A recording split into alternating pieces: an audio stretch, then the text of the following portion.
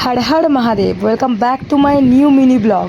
So যারা যারা এখন আমার চ্যানেলকে সাবস্ক্রাইব করে প্লিজ সাবস্ক্রাইব করে দিও, আর যদি ভিডিওটা ভালো লাগে লাইক শেয়ার কমেন্ট করে দিয়ে যেও হর হর মহাদেবের জন্য। সো তোমরা দেখতেই পাচ্ছ এটা শ্রাবণের সোমবার ছিল, তাই আমি জল ঢালতে চলে এসেছি। আমি জানি সবাই শ্রাবণের সোমবারে জল ঢালতে কেউই ভোলে না, যারা যারা ঢালে না, কিন্তু শ্রাবণ মাসে সবাই মহাদেবকে জল ঢালতে চলে যায়।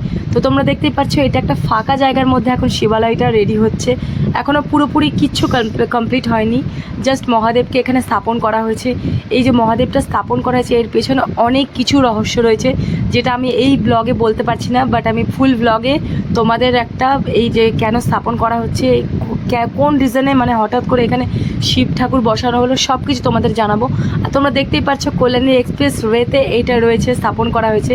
এক্স্যাক্টলি তোমরা কি করে আসবে এখানে প্রত্যেকটা ভিডিওতে আমি তো মানে প্রত্যেকটা জিনিস আমি বলে দেবো, ডিটেলস বলে দেবো কীভাবে তোমরা আসবা আর কেন এখানে মন্দিরটা স্থাপন করা হয়েছে, সব কিছু ডিটেলস তোমাদের নেক্সট ভিডিওতে বলবো। তো এখনের জন্য